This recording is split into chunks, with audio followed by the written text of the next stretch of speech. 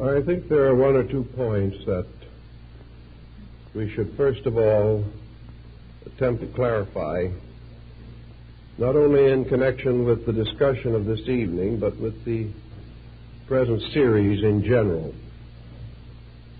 This is not intended to convey any disrespect for the ideas of psychic phenomena. We're not attempting to disprove psychic phenomena. What we are attempting to do is to point out personal experiences, particularly in those areas of so-called or actual psychic phenomena, which have a direct bearing upon the psychological integration of the individual. Various types of obsession or spirit possession have been recorded since the very beginning of human experience. Many references to these subjects are to be found in the Bible, and they occur in the sacred writings of many other countries. Possession by demons is part of the oldest legendary and lore of our human race. We also realize that for many thousands of years, all so-called psychic phenomena had to be interpreted in terms of observation only. There was no knowledge as to the more subtle workings of the human psychological entity. There was no way of differentiating between, for instance, a legitimate example of spirit control and hysteria. We know definitely, from going back over the old records, that many mistakes were made in the interpretation of these various mysteries which involve ghosts and diabolism generally. There was no way in which it could be otherwise, because all that could be done was to judge from appearances, from the seemingness of things. And from this seemingness, even today, we suffer considerably, not only in our objective, but in our subjective consciousness. Even at this time, any form of mental disturbance is terrifying to the average person. Something in him goes back to the most primitive atavistic experiences of his race. He does not know how to cope with this type of situation. Very often he has no clear concept of right attitude toward the mentally disturbed. He is afraid of them, or else he takes the position that they are putting it all on, or that they could straighten themselves out if they wanted to, and things of this nature. It's very hard for us to handle this type of ailment even now. It is one of the most difficult and thankless jobs in the world. This brings us definitely to several situations that I think we have to clarify. First of all, the term obsession, as it is now used, has two distinct meanings. Obsession in old times and among metaphysicians today implies the control of the conscious faculties of a person by the consciousness of some other being. Obsession, therefore, is really an individual whose inner life has been taken over or stolen from him by something else. And this something else or someone else is now using the body of that person. This type of obsession, of course, belongs largely to the older theological concepts.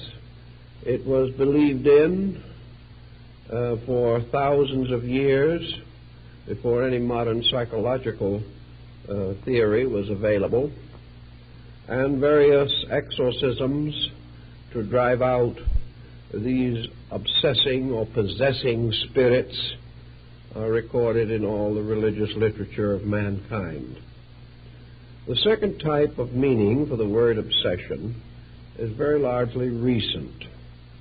And obsession has come psychologically to mean that the individual is possessed by some fragment of his own total personality.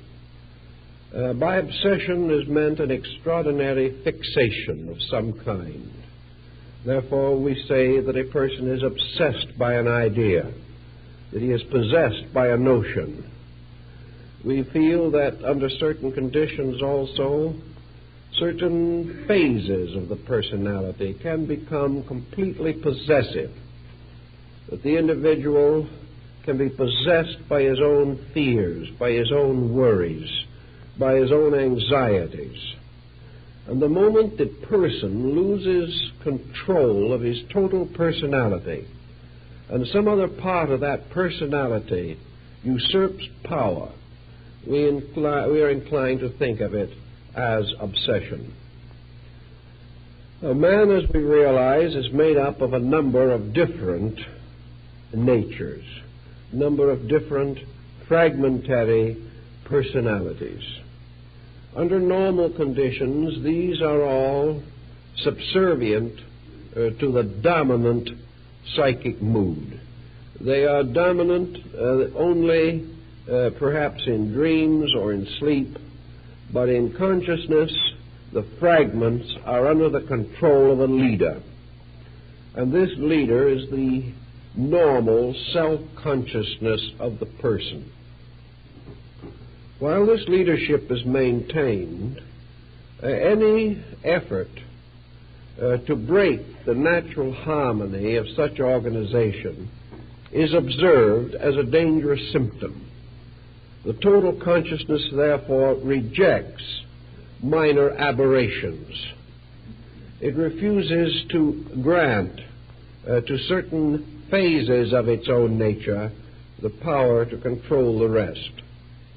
Thus, for example, an individual who has an inordinate attitude toward alcohol, who likes to drink too much, if he has a controlling consciousness, this consciousness tells him to get sober and stay sober, and he does. As long as this consciousness is ruling, all of these pressures that are within the personality are held in check. It is like a strong government. While government is strong, crime and all these other antisocial factors are very largely controlled. If government becomes weak or corrupted, then we find immediately a lowering of the general condition of the community. Now, one thing that is always noticeable, where weakness afflicts the central area of consciousness, that as a result there is always a lowering. The threshold drops.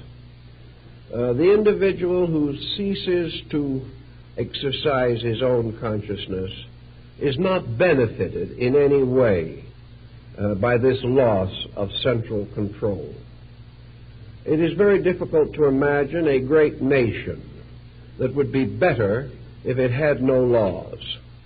Actually, there are a few people to whom perhaps the absence of law would have very little effect upon living. But for the overwhelming majority, the moment legal defense was lowered, crime would increase. Now, it is the same in the case of the individual lowering the defenses of his own consciousness. He is never the better if the central conscious core loses control. Whatever fragments take over are always less than the total picture. Therefore, we find almost no indication that possession or obsession or control of any kind, whether considered psychically or psychologically, that such control contributes a great deal to the improvement of the person. Usually something is weakened. And this is all the more true in the case of psychological control. Now, the old religions of the world have pointed out that there have been legitimate instances in which a comparatively humble person has been overshadowed by a great spiritual being. That for one reason or another, the individual has come to be possessed by a sacred or holy spirit, that a Holy Spirit has descended upon them, as the mysterious spirit that descended upon the apostles at Pentecost. Obviously, we would not expect a divine spirit descending upon an individual to hurt them, to corrupt them, or to lead them away from the paths of righteousness and right conduct. Thus, from even the time of Aquinas and Albertus Magnus in the Middle Ages, it was customary to divide spirits into constructive and destructive. And perhaps we can formulate a very simple rule. If a person is controlled by a higher part of his own nature than normally controls him, we may then say that he has an extension of consciousness, that he has a mystical experience, that his consciousness becomes more illumined, more enlightened, and out of the consequences of this illumination, he is dedicated to a holy life, or at least he is dedicated to some course of action superior to his condition prior to this enlightenment.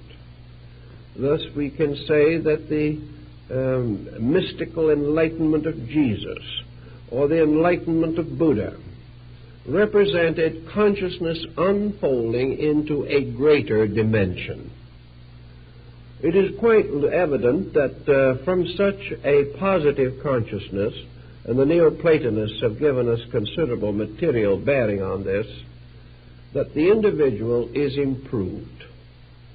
Thus we have to assume that an individual who has a legitimate spiritual experience is not injured thereby. By converse circumstance, an individual who is injured by any kind of a metaphysical experience cannot regard this experience as constructive. If he is injured, then the circumstance is not good. If he is improved, then perhaps the circumstance is good. But he has to be very careful in measuring the degrees and conditions of his improvement. Improvement is not measured in a sense of self-satisfaction. Improvement is not a self-delusion due to a psychosis of some nature. The individual is not simply filled with wonderfulness and then slowly collapses. This sense of superiority, of the attainment of a greater or higher level, must always be measured in terms of a better adjusted life, that the person has a larger area of constructive, real living. He is not gradually disappearing into a phantom inhabited realm. He does not vanish into a mysterious cloud of celestials. The truly enlightened person becomes a more useful, a more reasonable, a better self-disciplined, better integrated individual, with better attitudes toward every situation that can arise in life. Therefore, we have no argument whatever with any situation which causes the person to grow. If it happens that he is perfectly convinced that this growth is due to possession by a superior entity, that is his business.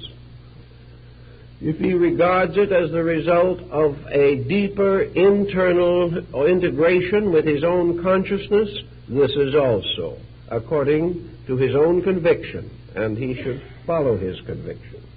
The problem is a very simple one. By their works, so shall ye know them. But if in any problem of this nature that arises, we observe that the experiences are attended by deterioration, then we must question very greatly not only the nature of the experience, but the advisability of the continuance of any circumstance contributing to it. For instance, we have all kinds of funny things that happen. People who will come in and they'll say to me, I had the most wonderful spiritual experience a few nights ago. Will you explain it for me? Now, they're perfectly certain that if they tell me the story, I can explain it for them. And yet there's something strange about a spiritual experience which in no way helps the individual to explain it himself. Here is something that is to him a proof of enlargement of consciousness. But the enlargement of consciousness doesn't tell him anything about the meaning of what has happened to him. So we must check this one aside as being, at least, shall we say, doubtful. There is something unrealistic about it. The individual who becomes more and more spiritual without any increase in wisdom or insight, it's a little dangerous situation. It's something that we have to think about very carefully. Now, in the beginning, these situations perhaps are extremely borderline. But I'm reaching the place in life now where I have followed these various situations over periods of years. I have been able to see them work out in hundreds of cases. Therefore, perhaps I have a little better license to guess on these things than some other individuals who have had very limited or no experience. But this we say empirically, that the ancient divided all such psychic manifestations as spirit control, obsession, or possession into two grand classifications, one of which was possession by good spirits and the other by bad spirits. Good spirits worked good. Bad spirits worked evil. And we have to find out, if we can, what is meant by the fact that bad spirits do work evil. The first thing that you observe in most cases is that the individual coming under an obsessional or possessional condition begins to lower his threshold. This is one of the most common symptoms that we have. And the only answer immediately is that whatever it is, the situation is bad. This person is less a person than he was before. He may not do what I have seen some do, get down on the grass in front of his house and bark like a dog. But he may find that under the influence of these spirits, certain things happen. And here is a typical case, so typical that it could be multiplied to infinity. The individual has an experience which he cannot explain entirely. This experience has arisen from any one of several causes. Nearly always there is a reasonably obvious cause. And one of the most common is that he has attempted to develop spiritual faculties in some way. He has joined some organization, he has read some book, he has done something whereby he wanted to develop some spiritual overtones in his nature. Sometimes if you ask him why he wanted to, the cat is out of the bag. Because you will find in most cases that his motives while good in the common sense of the word, were not good on the level of the thing he was trying to do.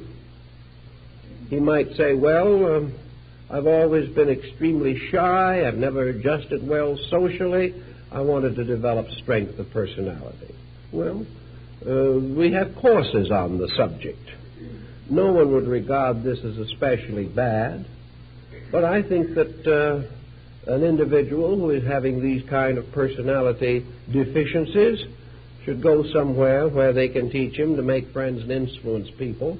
I don't think he should use religious means to achieve this end. I think he should just take any one of the number of courses for increasing charm that are available and leave the matter in the material world where it belongs.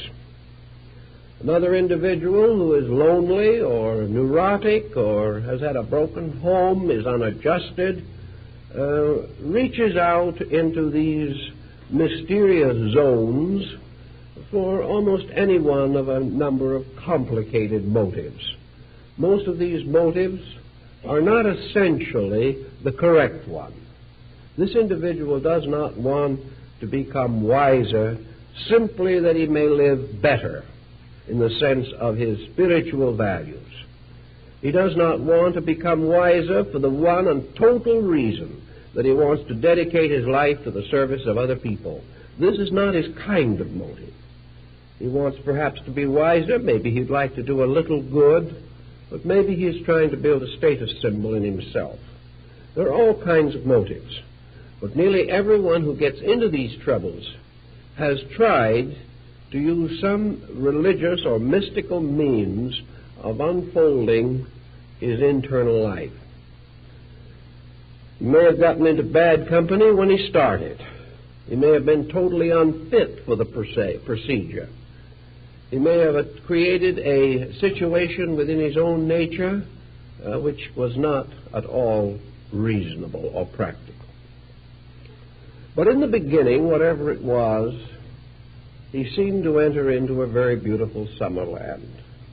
A summer land of a warm, rosy sense of personal superiority. He really is getting somewhere.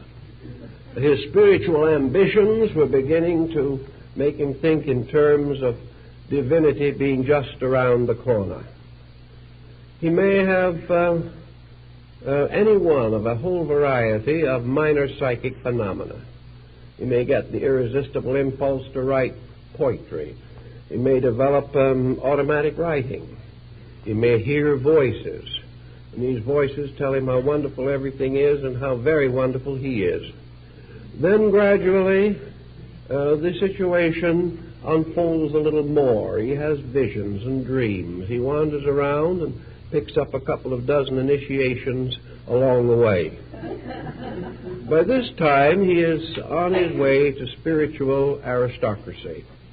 Things are getting more important, more wonderful every moment, and he has also accumulated the manuscripts of at least 3 books on spiritual values that are going to change the course of human destiny.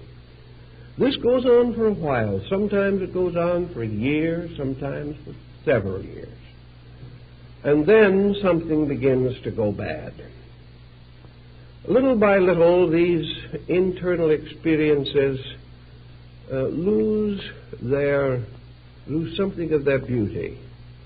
They begin to lose something of their purity. The individual slowly begins to sense that there is an evil presence somewhere in this. He begins to suspect very strongly that he is being taken over by some kind of a destructive force. The marvelous ecstatic symptoms of mysticism that he has experienced now begin to be rather creeping, fearful things associated almost with the fears and frights of a person in a haunted house. Little by little, these spiritual forces around him turn into demons. They plague him. They won't let him sleep. They cause all kinds of strange sensations in his body. They attack his emotional structure. They increase his animal instincts profoundly. Little by little, he becomes frightened to death of some kind of a Pandora's box he has opened and cannot close again.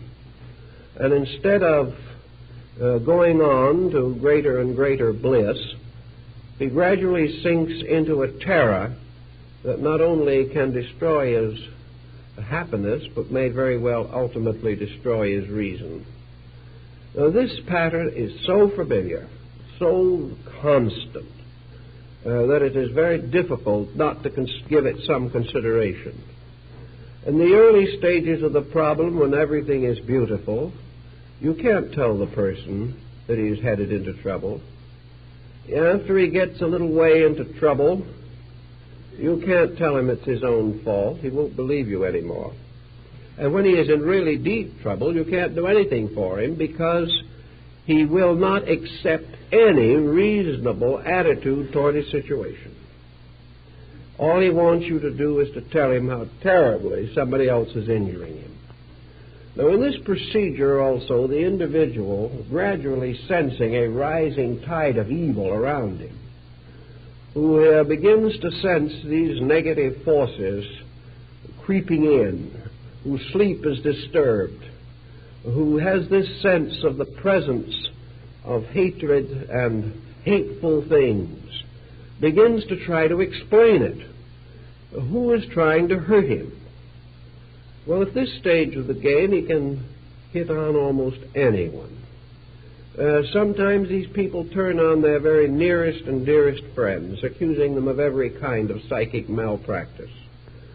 Sometimes they turn upon religious leaders, whom they regard as being responsible for their condition.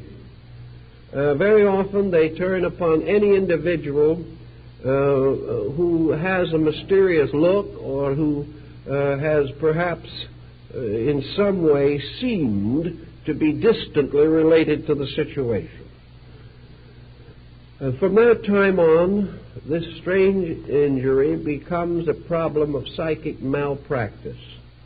The individual suffering from the situation can only think of one answer.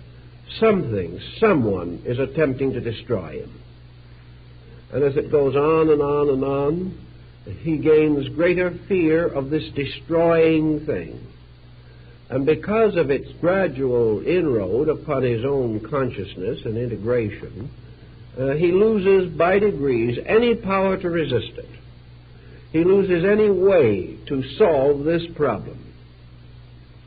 And if by some chance he might be the victim of some person who is sending evil thoughts to him, he is sure that these evil thoughts are arriving. In most cases that I have known, people who are supposed to send evil thoughts haven't got enough energy in them to send anything, and no skill with which to direct anything they did send. But to someone who is being hurt, each of these other weaklings, these persons who have no real knowledge of anything, take on the appearance of Svengalis. Each one is endowed or imbued with tremendous black and evil forces. Before it's over, the person is simply fighting back in the ghost world of Central Africa or something of that nature. He's back in the jungle of the witch doctor and the juju man, a jungle of Bhutan, as it is called in the West Indies, a jungle of sorcery and witchcraft that seems strangely and mysteriously out of place in the 20th century world in which we live. But to those who suffer, this is nothing funny. Their own problem is an extremely serious and difficult one. And they are gradually bringing themselves into a situation of mind and emotion in which they are going to fight desperately against help. And as it becomes more and more obvious the situation that they are in, they become more and more like the truly mentally sick, who will accuse everyone who tries to help them of wanting to hurt them more. It is a very discouraging, confusing, difficult situation. It is because of this type of thing, which I have seen repeated so frequently, that I am slow to advise anyone to lift this lid of the Pandora's box. There seems to be very little that can come out of the box that is worth the danger associated with it. Individuals who have dabbled with these subjects have become founders of organizations and leaders of movements, and they have developed followings, and their followings are getting into trouble all the time. No one seems to know what the real facts are. Everyone is sure that they are living in a world of vampires and warlocks. They believe definitely in werewolves and werebats. And there is nothing in the legends of Dracula that they have not experienced in some way. Now, this isn't really a very happy state of affairs. It seems so desperately unnecessary. It would seem as though something within the individual should pick him out of this dilemma at an early date. Why he does not pick himself out of it perhaps is best understood when we analyze problems involving alcoholism and narcotic addiction. There comes a time in both of these when dependency upon an abnormal situation becomes so great that the individual no longer even struggles to restore normalcy. Also, if you have had many years of this type of situation, it is very hard to face it. It is hard to face the fact that you have deceived yourself or you have been deceived by others for perhaps the best part of a lifetime. People cannot face these emergencies, and especially when the entire emotional nature has already been seriously damaged by attitudes that were not right or not constructive. I doubt very much if psychology as we know it today can do very much for what might be termed advanced cases of this difficulty. Once the individual reaches an advanced stage, he fights all help, because the only thing he wants to prove is that he is right. He does not want to get well. He wants to prove that he is suffering because he has been terribly hurt, injured, or afflicted. It is far more important for him to be able to prove the presence of a demon than it is to get rid of the demon. It's hard to believe this, but there are so many people who just have to be right. And they would rather die than admit that they are not right.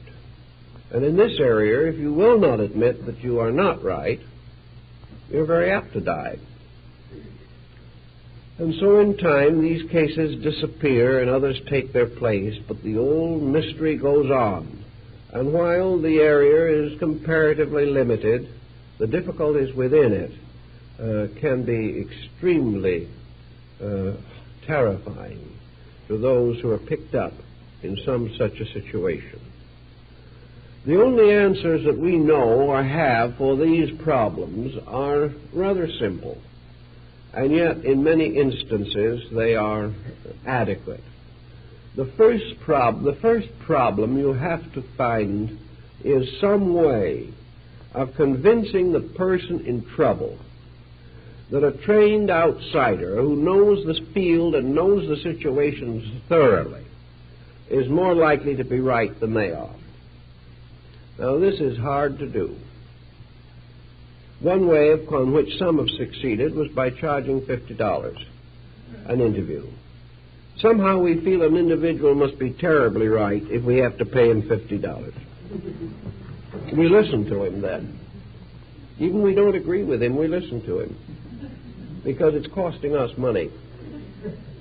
Well, this is one way in which sometimes you can create an attitude of respect. It isn't the best, but it's sometimes the only one there is. You cannot help these people unless you can, in some way, convince them that you know more about their problem than they do. Most of them will declare that this is impossible because they are living with the problem.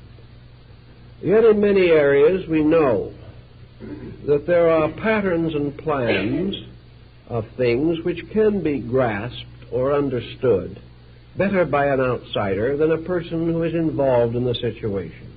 This is sometimes true of marriage counseling, where a third person can be very much more effective than the two who are deeply involved, either romantically or in controversy.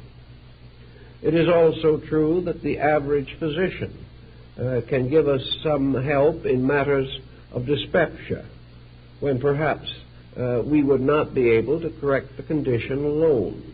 From experience we gain certain knowledge, and from this knowledge we can help if the individual is willing to accept the help. He is most likely to accept it almost in any area where there has not been some form of psychic interference. But where the psychic nature is disturbed, the individual is very slow and reluctant to accept help unless it is what he expects and wants. You must agree with him first. And of course, if you agree with him first, you can do him no good. And if you agree with him first long enough and hard enough, you will join him in the difficulty. If you believe what he believes, you will soon be as sick as he is. So there's no answer in this area. So somewhere along the way, any individual who is in these kind of troubles has got to take the answer or take the attitude that he has to have help, and that regardless of whether he agrees with the help or not, he'd better take it. And he may, of course, refuse it several times and find conditions getting worse and finally be driven to it. But there has to be the realization that the individual cannot be always miserable and always right. He has to find this out himself. Now, when you have a problem of this nature working its way into your classifications, you have several situations that you first think of. To the average person involved in some form of mystical problem, the only question is to distinguish, if possible, the nature of the offending spirit, or the possessing entity, or the obsessing demon. To a great many persons, there's no question about these things at all, any more than there was question in the minds of the monks of the 12th century who went out waving wolfbane in front of the noses of presumably possessed people. It was not a question of any doubt concerning the possession. It was just trying to discover the details with a little greater clarity than before. I don't feel that we can approach the problem in this way. We have a very different basic way of life. And our problem is not just to agree with the individual and try to argue some obsessing entity into departing. The question we now have to find out is what is really at the bottom of the difficulty. We have to try to study the various possibilities, to consider one against another, to weigh one condition against another.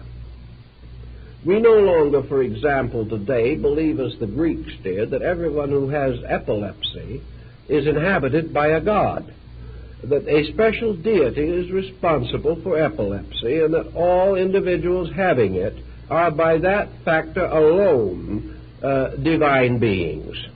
We question that very strongly today. And I think from experience of thousands of years, we have a right to question it. And we have a right to question a great many other things that were once generally believed. So a person comes to us discussing or describing symptoms which might arise from 50 different causes. As far as he is concerned, they can only arise from one cause, the cause that he has attributed to them. But if we go no further than to pat him on the back and say, that's right, we are not helping him any. Because if he is right, he is in worse trouble than he probably thought he was. So we have to try to find out what causes strange and mysterious feelings within a person. What causes him to have the belief or feeling that mysterious creatures are crawling on him at night, presuming, of course, that he is sober? What would cause him to have such feelings? Why would he believe that something is blowing its breath in his ears, or whispering to him, or making his hair stand on end, or sending cold chills up and down his spine, or hot flashes up and down the front of him? What is causing these things? Why do his arms twitch? Why does he sense or feel that the bed is moving? Well, if he has delirium tremens, why, we just sort of decide that's it. But most of these people do not have delirium tremens. So they say we hear voices, we see things, we see lights dancing in front of us, we see ghostly shadows standing around, we think or do hear tappings on tables.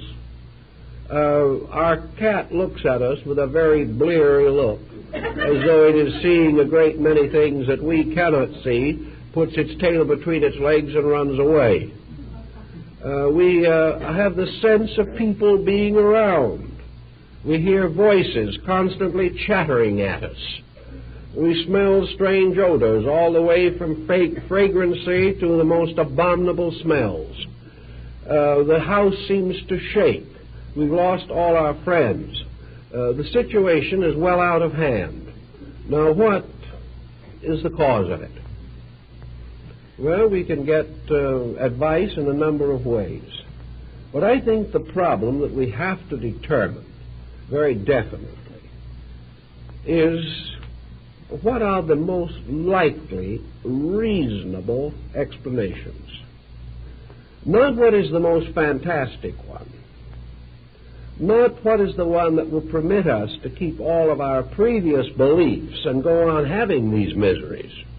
But what is it that would help us to find out what is wrong and what can we do about it?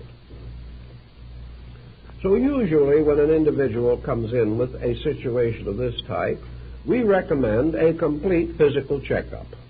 It is so prosaic that they look at us with the deepest sense of, we'll say, almost repugnance. They didn't believe anyone could be stupid enough to make that suggestion.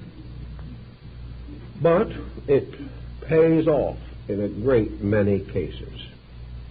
We find that these symptoms are present in various combinations in a great many physical ailments. These symptoms also sometimes announce the inroads of sickness.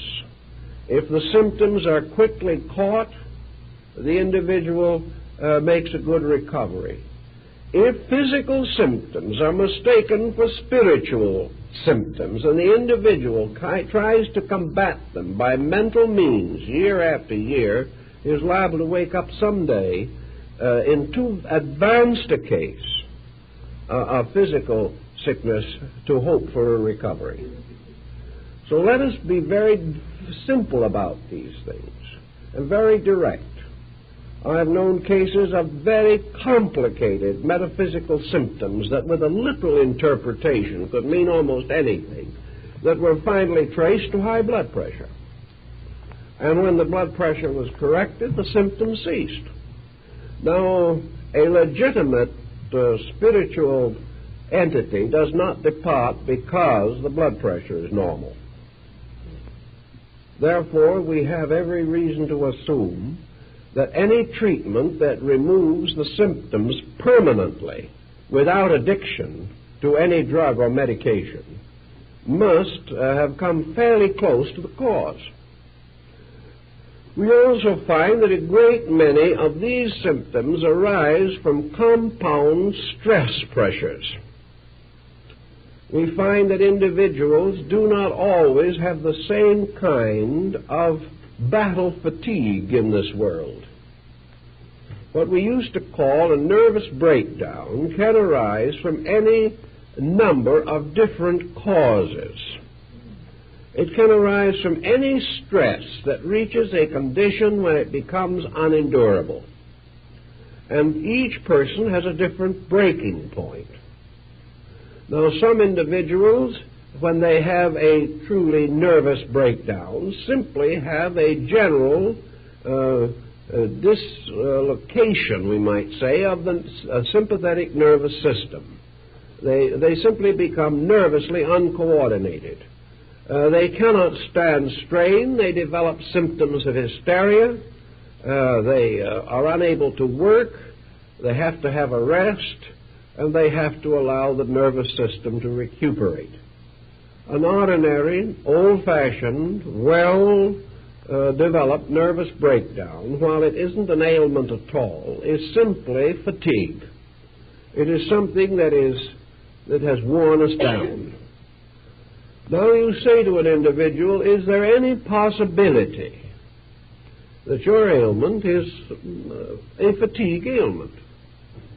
Are you suffering from nervous exhaustion?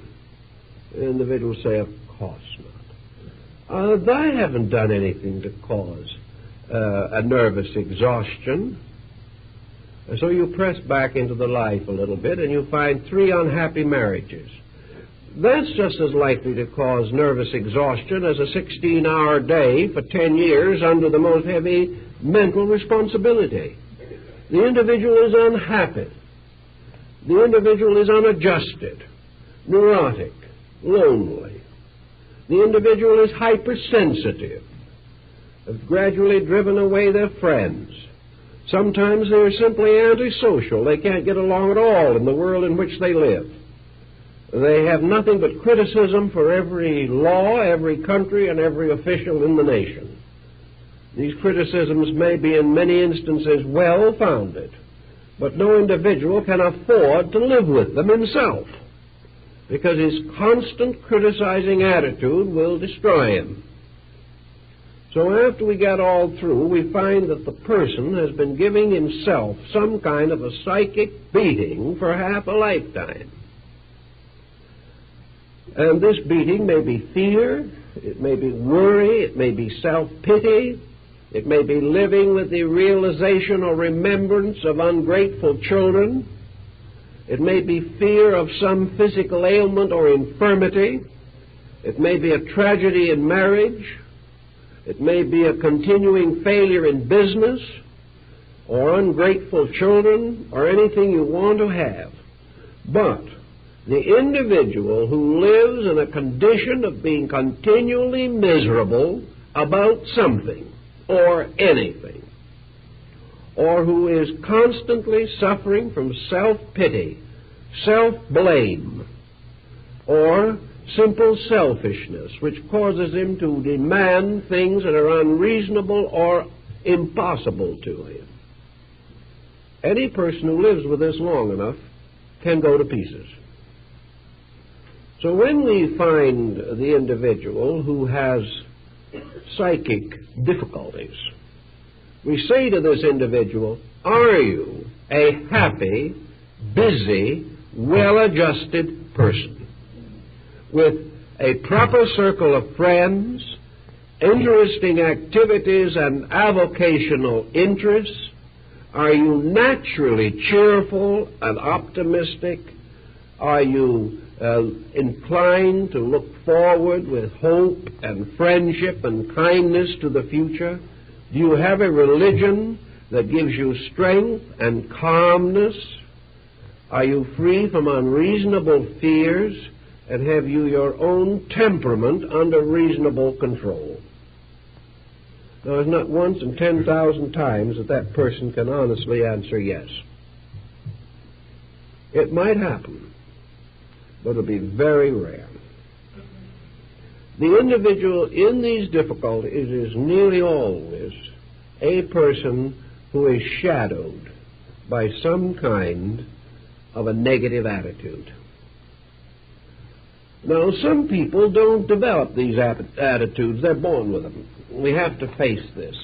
And this perhaps has a bearing upon their problem, because having been born this way, they do not know they are different. I have seen children born into this world, and I've known the children when they were young, and I've now seen these children grow up and go out into business and have their own children.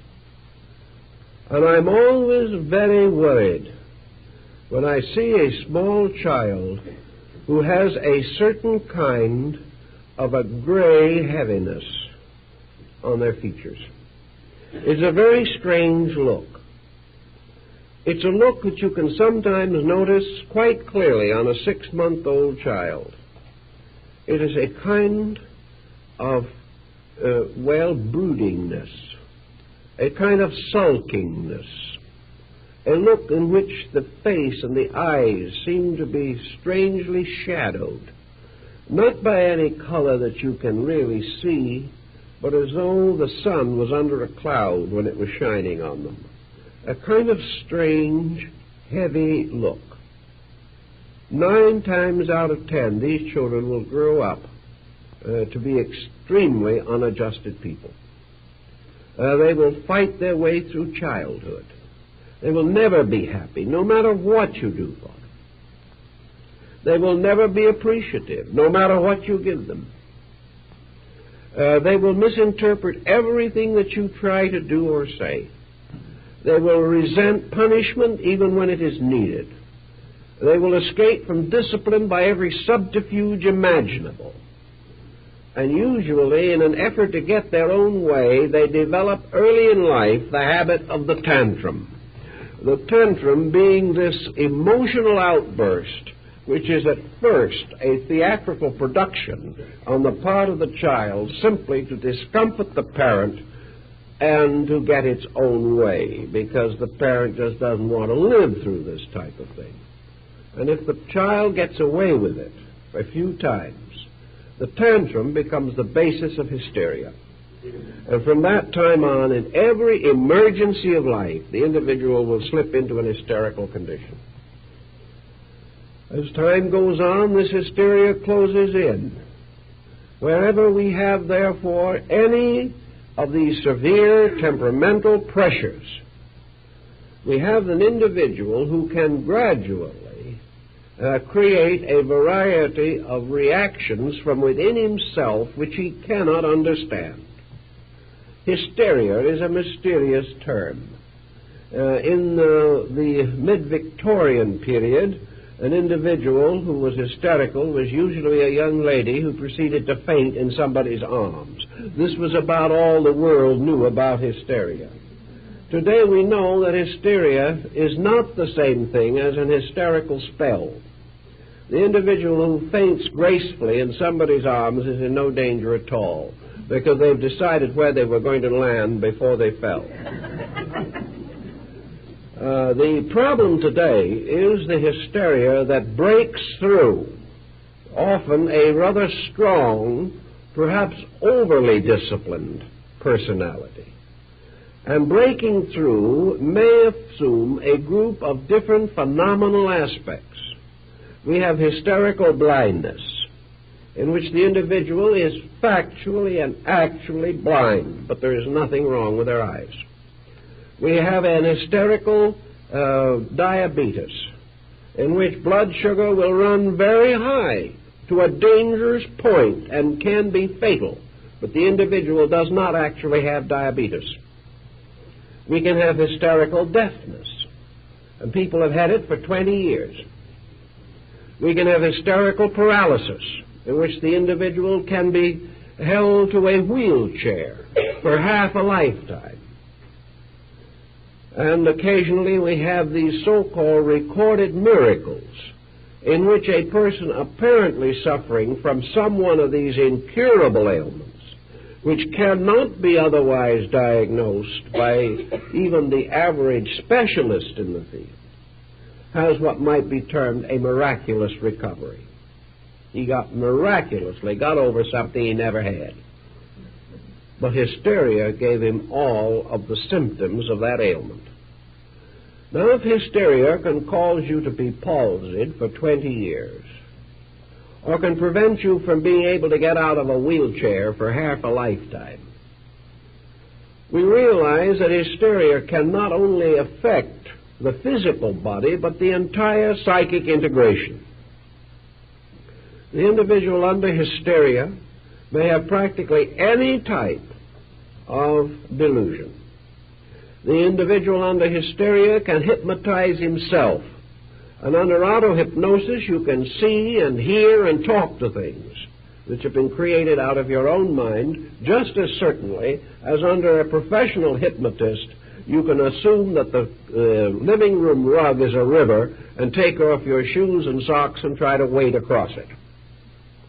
You can have visual phenomena. And to the average person, that which he sees has to be true. That is part of his philosophy of life. Therefore, when this type of thing takes on some psychical overtone, it never occurs to him to doubt it. You cannot tell him that he didn't see the ghost, because he did see it. And all the effort in the world to try to convince him of the real facts are meaningless, because he is making a basic mistake. He is forgetting the power of his own consciousness to force visualization. He is forgetting the fact that by the process of hypnosis, of auto-hypnosis, he can see anything that he demands to see. He can hear anything. He can just as easily perform a ream of automatic writing. He can, by auto-hypnosis, produce any kind of auditory phenomena. He can also hear all kinds of voices, and he can create by this auto-hypnosis a continuing condition in which, by restating the hypnosis, just as in ordinary examples, he can continue to perpetuate the same general type of experiences over a lifetime. Now, why should he want to? He doesn't. Auto-hypnosis in this case is nothing but the gradual building up of an attitude until it takes over dominion of the life. The individual is therefore now psychologically obsessed. He is obsessed by a belief. He is obsessed by, for instance, by a common situation that we hear frequently referred to. The individual says, I have always been unhappy. It seems as though everything I ever tried to do went wrong. This is a good start for an obsession, because the individual, by continuing to repeat this, will gradually create a condition in which he will reduce the probabilities of anything good happening to him, and will in time, if the condition continues to close around him, create morbid fatalities and tragedies which will take on miraculous or metaphysical implications. He will finally really believe that some evil spirit is persecuting him. So we come back to the original problem. Is the person who is in trouble a really well-integrated person in himself? If he isn't, this is one of his difficulties. The next problem that frequently presents itself is a religious one. What is the religious conviction of the individual who gets into these difficulties? The answer usually has to be one of two. First, that the individual belongs to some religious movement that believes in this, that believes that these demons are going to be possible, and has threatened, perhaps, the sufferer with some penalty for disobedience, and the sufferer, having the sense of guilt within himself, has thereby regarded it necessary for him to accept the punishment. The second type of person most likely to be in trouble is the one religiously bewildered, who has no firm foundations, who has no clear concept of religious values, and has really no interest in trying to understand the basic philosophies of life upon which a strong, well-oriented character can be built. We do not find many good students of philosophy and related matters in this kind of trouble. We find people who have not thought too clearly, and therefore to whom anything may be true. If they have been deeply thoughtful and have put the universe in order under a pattern of laws, they have then immediately asked themselves, what have I done that is wrong when I get into trouble? But where they're not so well integrated, their first question is, who is hurting me when I don't deserve it? So the problem of trying to understand whether we deserve certain experiences or not comes under the philosophical aspect of the problem.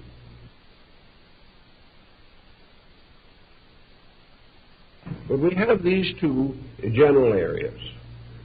The third situation that sometimes has to be taken into very definite consideration is a present continuing adversity by which the individual has reached a point of internal despair.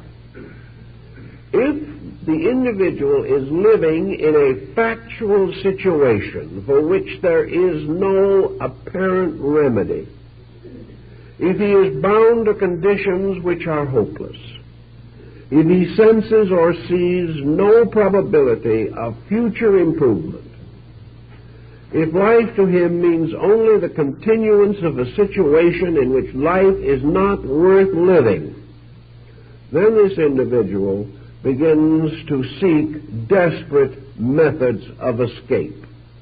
And this desperate escape mechanism may cause him to develop unreasonable, negative fears, because his own nature is basically fear-ridden. Now, when we come to the next pattern of the situation, we go into other things that might have some effect upon the person's life as a psychic entity. Man is very much the product of his own nutrition, just as surely as his mental life is the result.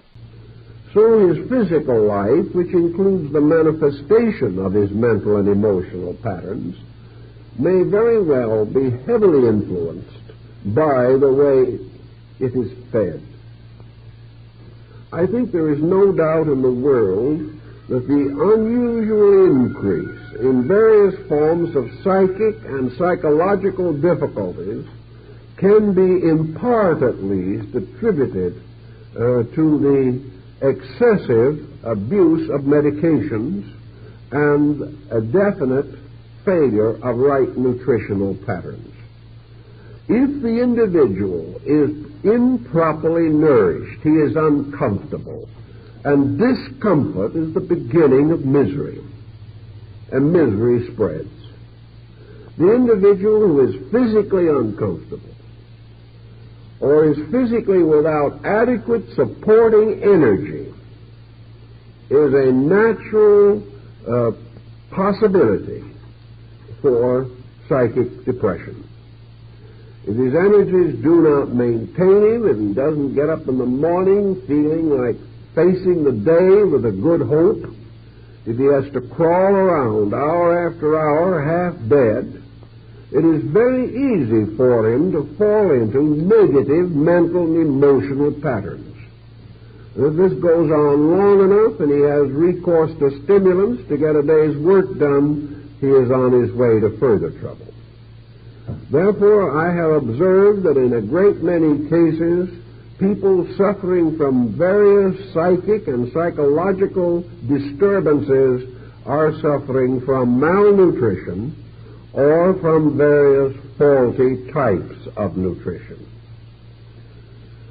We have to realize that in order to maintain the relationship between the mental, emotional structure and the physical nervous system, the machinery has to be in reasonable functioning order. If you have a beautiful television set and a bad tube in it, the pattern, the program will never come through distinctly. you will have distortion. And these problems that we are concerned with are distortions.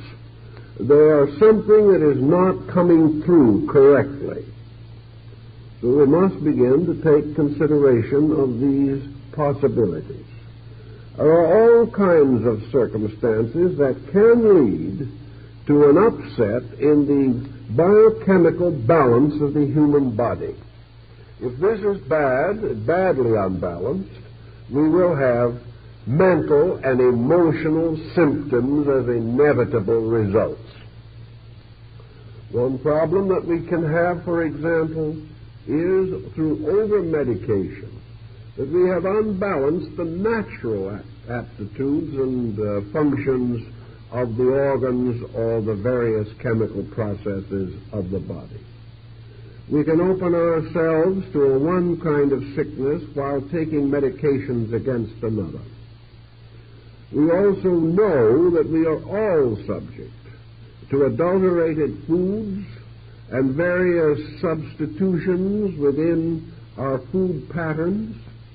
We know that we are not able to be sure that poisonous materials are not present in at least small degrees in many food products as preservatives, and that gradually we may be undermining our health in the vain process of trying to keep alive. Now, probably the system will handle a certain amount of this abuse with fair ease. And if the nature is otherwise well integrated, the person may have an occasional spell of low vitality, but he'll snap out of it. If, however, the nature is at the same time naturally neurotic, and its energy resources are depressed, it is more and more easy to fall into holes in the dark. And these holes in the dark nearly always develop some kind of psychosomatic symbols. These holes in the dark never simply speak to us with some ghostly voice and say, "You're short on calcium." We never get this kind of a situation. What we have is the same hollow voice warning us that some neighbor of ours is working witchcraft on us. Our minds never seem to run to the subjective statement of reasonable things. They always get a little strange when they don't feel good. And this danger is so common in symptomology that any physician knows all about it and has encountered it countless times. In cases where proper remedies cleared it up and there could be no correction, no doubt as to the correctness of his diagnosis. So we have this type of thing to consider. We have the problem of exercise, the proper maintenance of the body. We have the problem of carbon monoxide, of various sterilizers in the water system of a city. We have every type of thing you can think of, fighting with our health and our survival. Not necessarily killing us, that would be rather too simple. Rather letting us suffer for a long time, in a state of being about 2/3 alive and 1/3 dead. Now, the 1/3 that is dead, however, will never lie down. That 1/3 will haunt the other 2/3 as long as we live. And then when we get a little further along in this problem, I've noticed a number of other problems that have come along that are interesting. Just as surely as we have physical allergies, we have psychic allergy. Some individuals cannot wear wool without breaking out as though they had strawberry rash. Another individual cannot stand a certain type of house paint. He breaks out with a rash that looks as though he had been rolling around in a bed of poison ivy. All kinds of allergies arise in the personal life. Now, we all also have psychic allergies. All of us have certain things which psychically or psychologically we particularly resent. When we get too close to these things or they move in upon us, we promptly get sick. We rebel against them. And just as certain types of poison can cause convulsion, so we can have a very definite psychic convulsion if we are exposed long enough to certain psychic pressures. Which pressures they are in each individual we can only learn as we learn what allergies may be from a great deal of testing. But it is perfectly possible for an individual, otherwise quite happy and contented, to have powerful psychic antipathies to people, powerful psychic affinities to undesirable circumstances or characteristics, or to be in a position or condition to be made sick by the repetition of an event. All this type of thing may have its bearing on the psychic integration of the person. We could go on to a great many other different problems. For instance, defect in hearing, or defect in vision, or the injury to any of the sensory perceptions, or a basic permanent injury to some part of the nervous system, or an old chronic accident. These can all give trouble. Then there's another thing that can give so much trouble that we almost think that it represents one of the primary curses of the human race, and that is poor elimination. Poor elimination is responsible for more pseudo-yogi experiences than any single cause. The individual becomes so toxic that he is not sure whether he's heading for perdition or nirvana. He can have everything that would normally be associated with narcotic or alcoholic intoxication. And neither the narcotic addict nor the alcoholic very often sees anything nice. He always sees hurtful, dangerous, evil things, slimy things that seem to rise from some strange lower world, not things that are beautiful and fine and noble, simply because the psychic integration will not permit him to live on a level of alcoholism and at the same time of the capacity to experience subjectively beautiful experiences. It's just not possible within the gamut of the human framework that such things should occur. Then we do have the lurking possibility, always of course, of genuine mental disease. We have the possibility that the individual is sicker than he realizes. But this, in most cases, is not essentially true.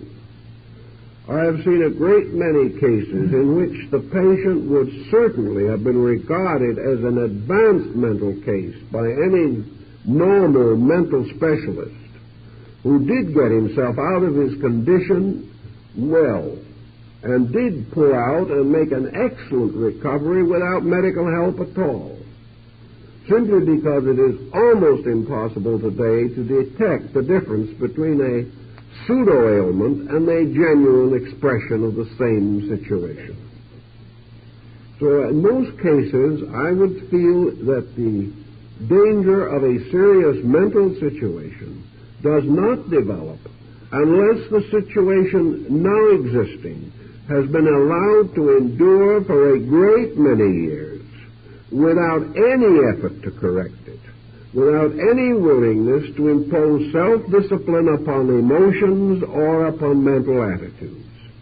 The individual who simply takes the bit in his teeth and determines to do exactly as he pleases regardless of everything is always a potential psychotic. But where intentions have been good, where the ailments are comparatively mild, and where the difficulty, though real, is regarded with a certain amount of common sense and sincere desire to improve or correct, we do not have too much serious mental difficulty. It is most often a situation of excessive bewilderment, a condition in which the person is unable to orient his own attitudes. Another point that we do find now is that's coming a little more into prevalence, and we have to watch it, is malnutrition due to excessive dieting and diet fads. Now, while there is much to point out the importance of certain reasonable diets, unreasonable dieting likely to reduce the vitality of the individual, or making promises of providing adequate vitality, which promises are not kept when the individual takes the dosage recommended, or the person who becomes fad-ridden on the subject is very likely to lower his vitality. And if he does lower his vitality, we have to realize that malnutrition is one of the basic factors in the stimulation of psychic symptoms. The individual who is most likely to get into psychic difficulties is not essentially very healthy to start with, physically. Sometimes they are overweight. This is quite common of psychics. Overweight due to lymphatic and glandular imbalance. Sometimes they have debility due to failure to take in the food materials, which are the first line of defense against psychic pressure. And these are the foods that the dieter is most inclined to avoid: carbohydrates and proteins. We are now, of course, inclined to favor a high-protein diet. But the carbohydrates are the ones that keep the individual with his feet very much physically on the ground. Now, he cannot always take them in excess, but where he cuts them too low, where he takes them entirely out of his diet, or tries to get along with almost none of them, he is almost certain to create greater activity of the pituitary, and when he does this, he is more inclined to have visions or hallucinational experiences. So that when we get someone who's in trouble, we try to check some of these things to find out whether the difficulty arises from some basic mistake that the person is making. If we find that this physical situation does exist, then it is obviously the first area in which correction should be made. The individual, incidentally, who will not correct these simple physical situations, if they are found to be present, is a very poor candidate for any psychological correction. If he will not do the common simple things that other people in all areas of life have learned to do, it is very difficult to convince him to do any extraordinary things. And here's where, of course, the old magicians wage their strange magic warfare of their own. And it's a complicated and curious world, and it leads to all kinds of deceits and difficulties. But our ancestors long ago began to be rather shrewd about these things. They said to themselves, let's assume for a moment that this individual is frightening himself to death. We can send him to the priest or the philosopher who will counsel him. We can send him to the doctor who will warn him. But this individual has reached a state of fear hysteria in which he simply won't listen. If you tell him that his trouble is simply due to his own loss of self-control, he will go to some other person to consult someone who has greater spiritual insight, because he knows perfectly well that he is innocent of all evil and has just been picked out to become a universal martyr. So if we don't appreciate this, he hunts for someone who does. And he'll always find them in the course of time. But his condition will remain the same or get worse. But this he doesn't realize. So back in the days when these problems were perhaps more prevalent than they are now, our ancestors developed probably quite subconsciously a strategy to handle them. The individual who was the victim of his own fear evidently was quite an impressionable soul. He was easily impressed by something, even if it was only fear. Therefore, you could use his own impressionability to create a new attitude. So the remedy consisted of giving him another magical factor which would give him self-confidence. You sort of used one remedy against another. If you found the person was suffering as the result of frightening himself out of his wits, you then gave him a sort of courage potion that would make him believe that he was master of all he surveyed. Now, this courage potion could be most anything. It could be an amulet that he wore on his hand or around his neck, which made him very certain that while he wore this amulet that had been blessed and had been properly consecrated for the purpose, that none of these spooks could get near him.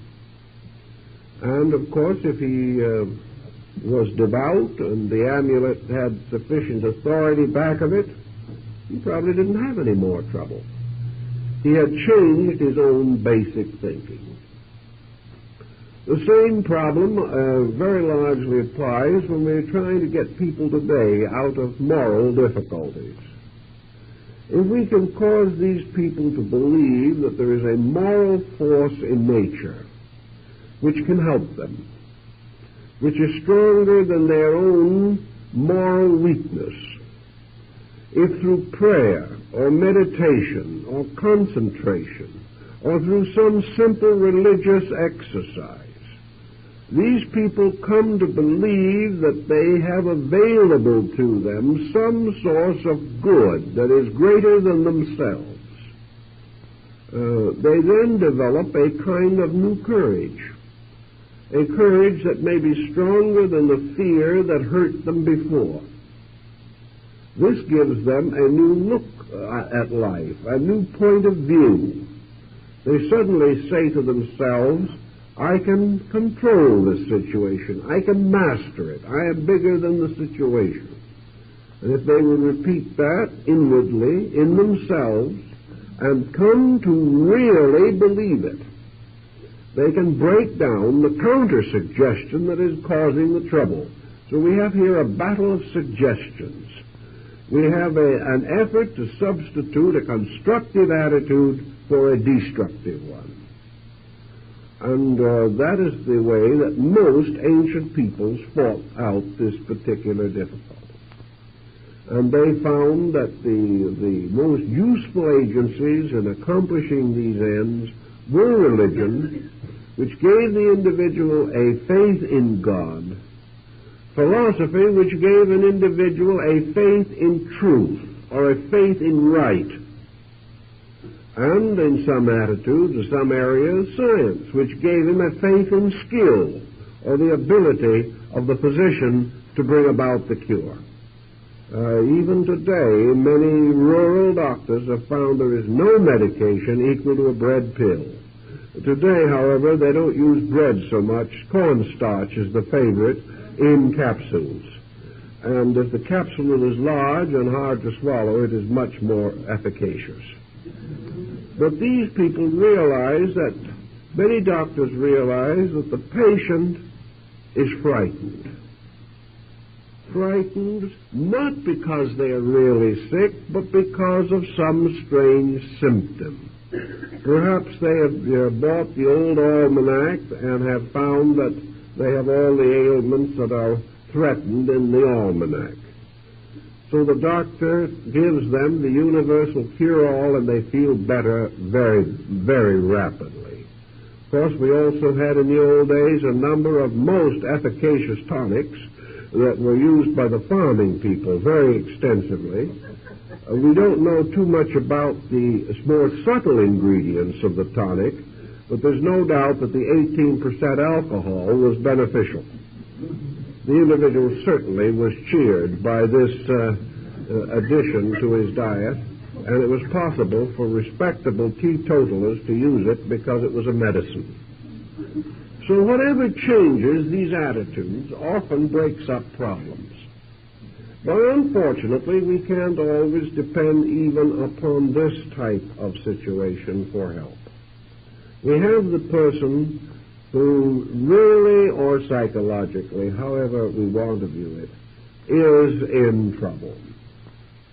He is in trouble to the point that it seems as though there is no easy way out for him. He has gotten himself mixed up in a situation which neither he nor anyone else can actually wave a magic wand and bring about his recovery. Many of these people who get into difficulties as a result of organizations that they have belonged to write to the leaders of these organizations and ask for help. Usually the leaders cannot give them any, because the leader himself doesn't know what to do with this kind of problem. The member believes that the organization is to blame. Actually, the organization carries only secondary responsibility. There has to be something in the person who is in trouble that made it almost inevitable that he would be in trouble. And if he had not joined that organization, he would have joined another one. And if he had joined no organization, he would have still had a nervous breakdown from the pressures of his own personality. So the individual who is really in serious trouble, but still sufficiently integrated to realize that he is in serious trouble, has to face a rather long and thorough process of rehabilitation. He has to recover just exactly as a narcotics addict has to recover. He has to do it the slow, hard way. And he should have a certain amount of directive. But if he is not willing to follow directive, there is no power in the world that can force him to do so. So presuming that we have one of two situations, which as far as their treatment is concerned, is the same for both. Suppose we want to say now that the individual is suffering from some form of a possessing or obsessing entity, and that in this case we wish to affirm that this entity is a psychic entity, and therefore that the individual is actually what he thinks he is, or what his symptoms might cause others to believe that he is, namely possessed by a being apart from himself. Let's assume that this is one possibility.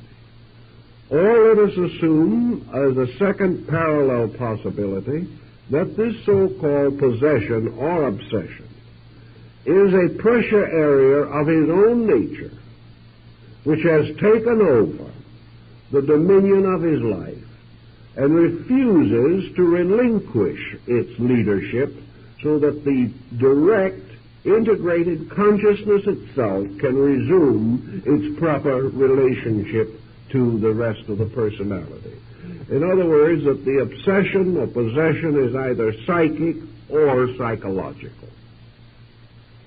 Now, in either instance, and the problem is essentially the same in both cases, whatever is done must be done to reorganize the power of the entity itself. If that is, in this case, the person's own entity. The consciousness of the individual must be restored to leadership. It must be restored to leadership because it is able either to displace some other entity or displace some other area of pressure that has usurped authority. In the final analysis, it really makes very little difference. What cures one will cure the other. What is not sufficient for one is not sufficient for the other. We all realize that no matter how we want to view this, the most destructive emotion in the universe is fear. Fear is the greatest killer that we know. Fear can stop your heart as quick as a bullet. Fear can stop any function of the body, the emotions, or the mind. And an extraordinary paroxysm of fear or of terror can accomplish almost as much damage within the body of a human being as the release of a hydrogen bomb. Fear, as the ancients all pointed out, is that emotion which creates a relation of negation, by means of which the individual is open to everything that is bad, everything that is weak, everything that is wrong. There is nothing that can create a criminal more rapidly than fear, even though he may be full of bravado about it. There is nothing that can cause us to compromise our ethics any more rapidly than fear. There is nothing that can destroy our integration, our orientation in life more rapidly than fear.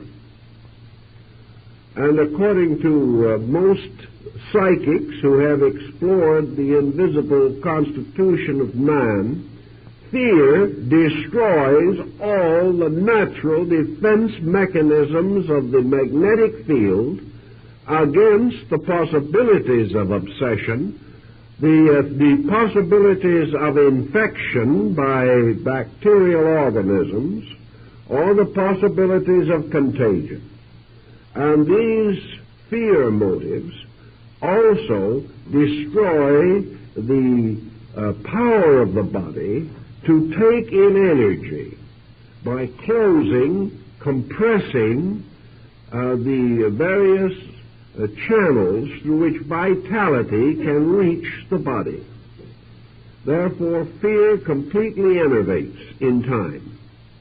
It leads to all kinds of desperate actions and usually causes the individual to multiply his karma manyfold very quickly. If, therefore, a person is fearful, he becomes wide open to every negative factor of life, the universe around him, and the pressures of his own personality within him. Fear lowers his defenses and his resistances. And when anything becomes the object of fear, the individual who is frightened is defeated then and there. Consequently, fear will help to intensify any type of psychotic situation. As surely as fear is the great destroyer, as we have mentioned, faith is the universal medicine. So fear is the poison and faith is the remedy for nearly every situation that can arise. If the individual wishes to assume that he is the victim of an obsessing being of some kind, the only possible way of outwitting this situation is to remove the importance of it as a psychic factor in the integration of the person. If he will not be afraid, if he simply declines to fear, no negative factor can get very close to him. And any factor negative that is close to him can no longer achieve any particular effect. And we may assume that nothing in nature will remain indefinitely engaged in a profitless undertaking. The moment the individual ceases to be afraid, he mends the tears in his own magnetic field. Fear opens the solar plexus, and whatever mysterious negative forces we believe to exist outside of us, the solar plexus becomes the mirror of death. These forces move in through the opening of the negative areas of life. Everything that is evil is essentially negative. Everything that is destructive is negative, because negativity is destruction. Everything that tears down is negative. And everything that supports negation increases and enlarges it. A person who is negative is in trouble. But if to this negation is added jealousy, we have a double negative, and the individual is in more trouble. If his natural negation plus the jealousy increases worry, he has three negative factors. If later, in addition to worry, comes criticism or some form of hate, we have more negative factors. So everything that is wrong builds up negatives. And when the individual has enough negatives, he falls apart. When he has enough negative situations, the individual himself ceases. The individual who is nothing but a mass of worries, fears, anxieties, neuroses, selfish pressures, self-interest, self-centeredness, all of these negative things, when there is nothing but this type of thing functioning in the individual's life, or at least these hopelessly overbalance every other consideration, the individual simply ceases to be an individual. After John Doe has enough of this negation built up in him, he simply isn't John Doe any longer. He is simply a hole in a psychological darkness. And you can call him John Doe if you want to, but his real name is negation.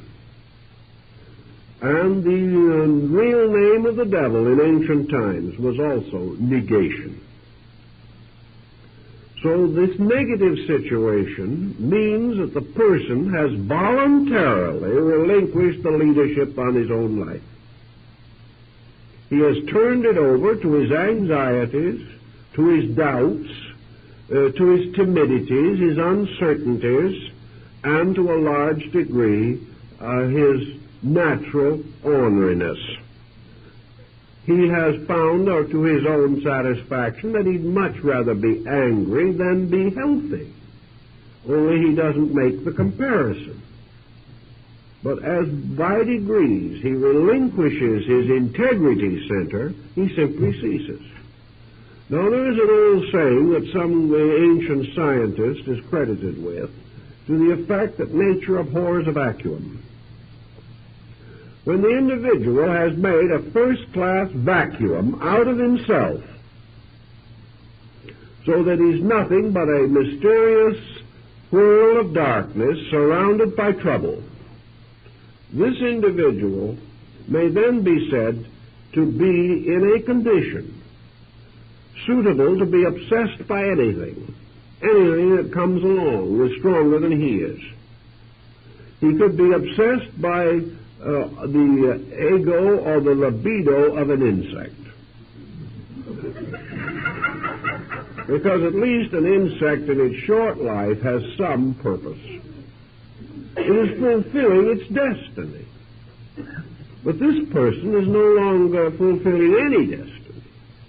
simply a derelict, a drifting ship waiting to be salvaged by something. Now, this isn't the way the person feels about it, but these are the gloomy facts that the third person has to take into consideration. If we assume that the negative person is apt to be obsessed by some other entity, it is easy to understand why such an individual would be obsessed. And it is also very easy to understand that anything that would obsess such a person has to be pretty no count itself. Because no entity of great value, power, and insight is going to obsess an integration that is so negative and so worthless that nothing good can be expected from it.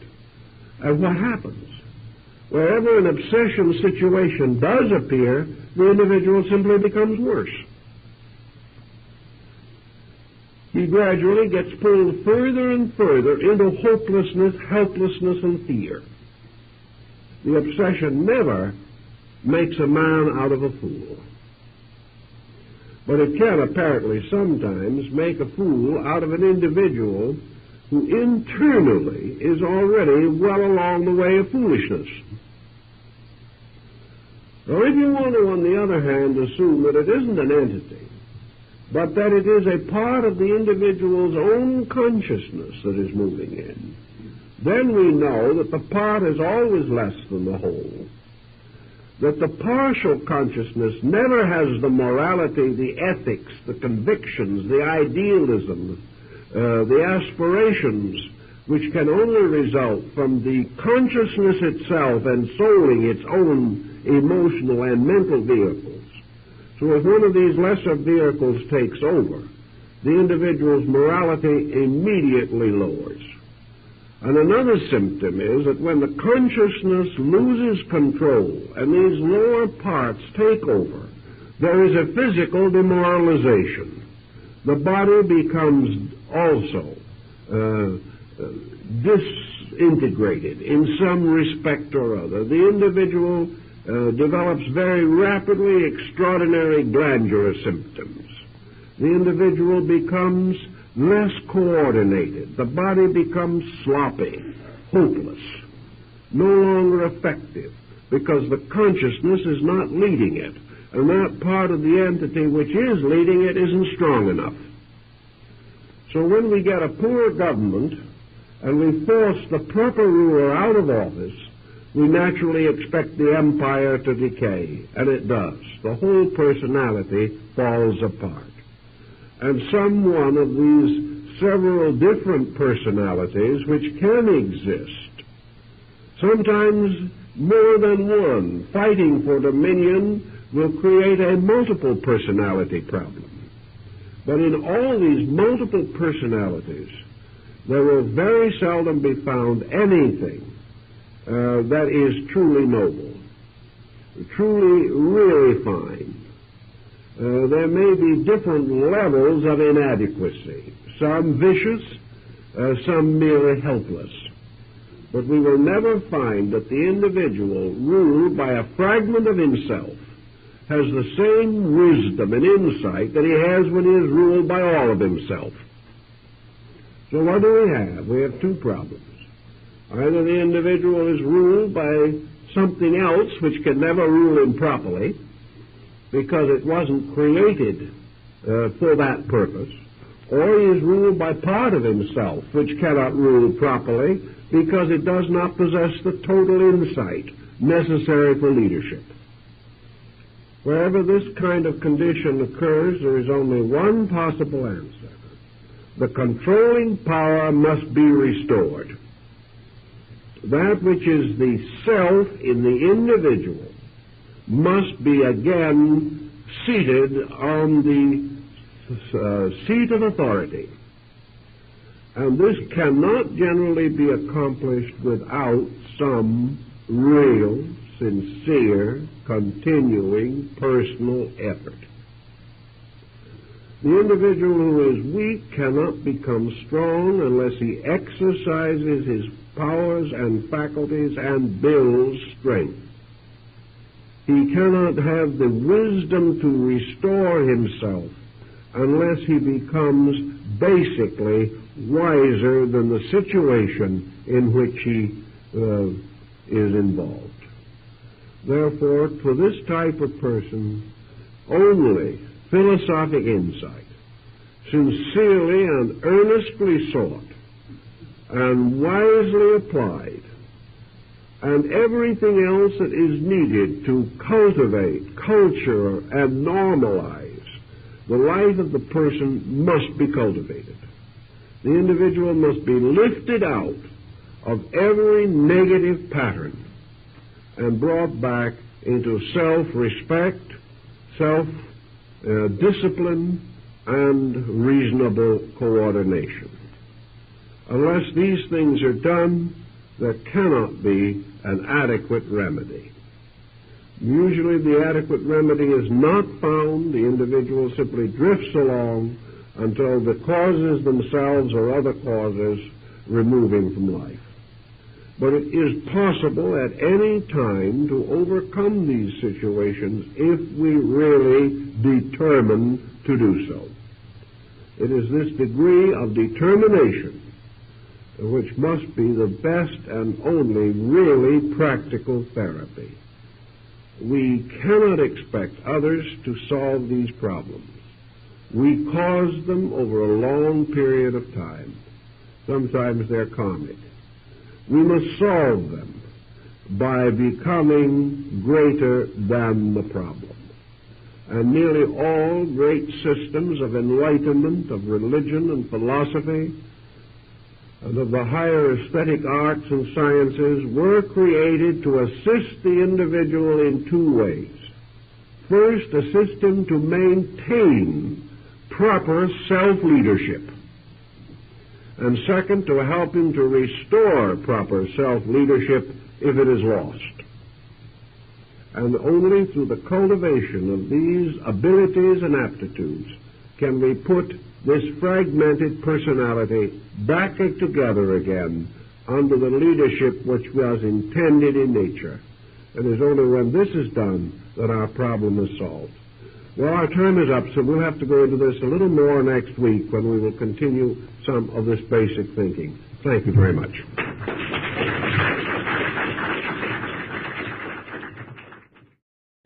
More enlightened. And out of the consequences of this illumination, he is dedicated to a holy life.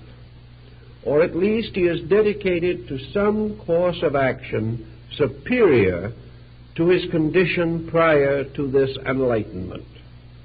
Thus we can say that the mystical enlightenment of Jesus or the enlightenment of Buddha represented consciousness unfolding into a greater dimension. It is quite evident that from such a positive consciousness, and the Neoplatonists have given us considerable material bearing on this, that the individual is improved. Thus we have to assume that an individual who has a legitimate spiritual experience is not injured thereby.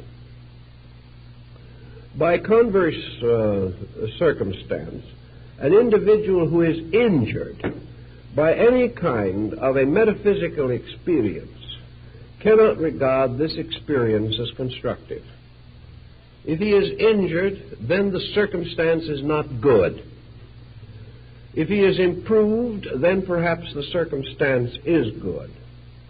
But he has to be very careful in measuring the degrees and conditions of his improvement. Improvement is not measured in a sense of self-satisfaction. Improvement is not a self-delusion due to a psychosis of some nature. The individual is not simply filled with wonderfulness and then slowly collapses. This sense of superiority, the attainment of a greater or higher level, must always be measured in terms of a better adjusted life, that the person has a larger area of constructive, real living. He is not gradually disappearing into a phantom inhabited realm. He does not vanish into a mysterious cloud of celestials. The truly enlightened person becomes a more useful, a more reasonable, a better self-disciplined, better integrated individual with better attitudes toward every situation that can arise in life. Therefore, we have no argument whatever with any situation which causes the person to grow. If it happens that he is perfectly convinced that this growth is due to possession by a superior entity, that is his business. In any way, by this loss of central control. It is very difficult to imagine a great nation that would be better if it had no laws. Actually, there are a few people to whom perhaps the absence of law would have very little effect upon living. But for the overwhelming majority, the moment legal defense was lowered, crime would increase. Now, it is the same in the case of the individual lowering the defenses of his own consciousness. He is never the better if the central conscious core loses control. Whatever fragments take over are always less than the total picture. Therefore, we find almost no indication that possession or obsession or control of any kind, whether considered psychically or psychologically, that such control contributes a great deal to the improvement of the person. Usually something is weakened. And this is all the more true in the case of psychological control. Now, the old religions of the world have pointed out that there have been legitimate instances in which a comparatively humble person has been overshadowed by a great spiritual being. That for one reason or another, the individual has come to be possessed by a sacred or holy spirit. That a Holy Spirit has descended upon them, as the mysterious spirit that descended upon the apostles at Pentecost. Obviously, we would not expect a divine spirit descending upon an individual to hurt them, to corrupt them, or to lead them away from the paths of righteousness and right conduct. Thus, from even the time of Aquinas and Albertus Magnus in the Middle Ages, it was customary to divide spirits into constructive and destructive. And perhaps we can formulate a very simple rule.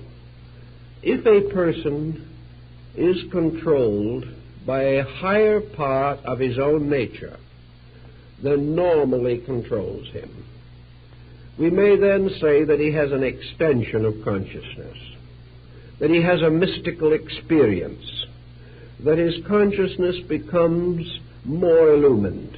Also, certain phases of the personality can become completely possessive, that the individual can be possessed by his own fears, by his own worries, by his own anxieties.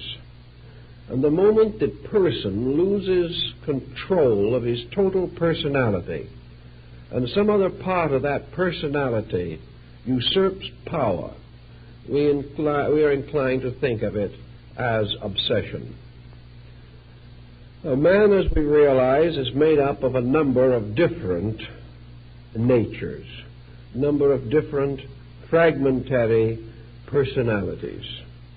Under normal conditions, these are all subservient to the dominant psychic mood. They are dominant only perhaps in dreams or in sleep, but in consciousness the fragments are under the control of a leader. And this leader is the normal self-consciousness of the person. While this leadership is maintained, any effort to break the natural harmony of such organization is observed as a dangerous symptom. The total consciousness, therefore, rejects minor aberrations. It refuses to grant to certain phases of its own nature the power to control the rest. Thus, for example, an individual who has an inordinate attitude toward alcohol, who likes to drink too much, if he has a controlling consciousness, this consciousness tells him to get sober and stay sober, and he does. As long as this consciousness is ruling, all of these pressures that are within the personality are held in check. It is like a strong government. While government is strong, crime and all these other antisocial factors are very largely controlled. If government becomes weak or corrupted, then we find immediately a lowering of the general condition of the community. Now, one thing that is always noticeable, where weakness afflicts the central area of consciousness, that as a result there is always a lowering. The threshold drops. The individual who ceases to exercise his own consciousness is not benefiting. We suffer considerably, not only in our objective, but in our subjective consciousness. Even at this time, any form of mental disturbance is terrifying to the average person. Something in him goes back to the most primitive atavistic experiences of his race. He does not know how to cope with this type of situation. Very often he has no clear concept of right attitude toward the mentally disturbed. He is afraid of them, or else he takes the position that they're putting it all on, or that they could straighten themselves out if they wanted to, and things of this nature. It's very hard for us to handle this type of ailment even now. It is one of the most difficult and thankless jobs in the world. This brings us definitely to several situations that I think we have to clarify. First of all, the term obsession, as it is now used, has two distinct meanings. Obsession in old times and among metaphysicians today implies the control of the conscious faculties of a person by the consciousness of some other being. Obsession, therefore, is really an individual whose inner life has been taken over or stolen from him by something else. And this something else or someone else is now using the body of that person. This type of obsession, of course, belongs largely to the older theological concepts. It was believed in for thousands of years before any modern psychological theory was available, and various exorcisms to drive out these obsessing or possessing spirits are recorded in all the religious literature of mankind. The second type of meaning for the word obsession is very largely recent.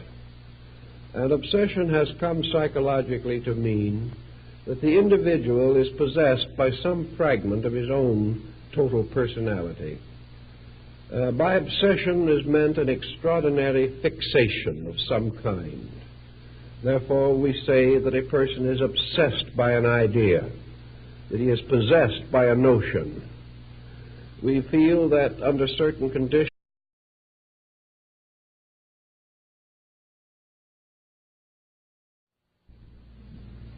I think there are one or two points that we should first of all attempt to clarify, not only in connection with the discussion of this evening, but with the present series in general. This is not intended to convey any disrespect for the ideas of psychic phenomena. We're not attempting to disprove psychic phenomena. What we are attempting to do is to point out personal experiences, particularly in those areas of so-called or actual psychic phenomena, which have a direct bearing upon the psychological integration of the individual. Various types of obsession or spirit possession have been recorded since the very beginning of human experience. Many references to these subjects are to be found in the Bible, and they occur in the sacred writings of many other countries. Possession by demons is part of the oldest legendary and lore of our human race. We also realize that for many thousands of years, all so-called psychic phenomena had to be interpreted in terms of observation only.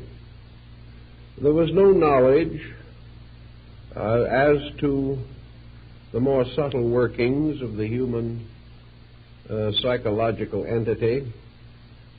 There was no way of differentiating between, for instance, a legitimate example of spirit control and hysteria.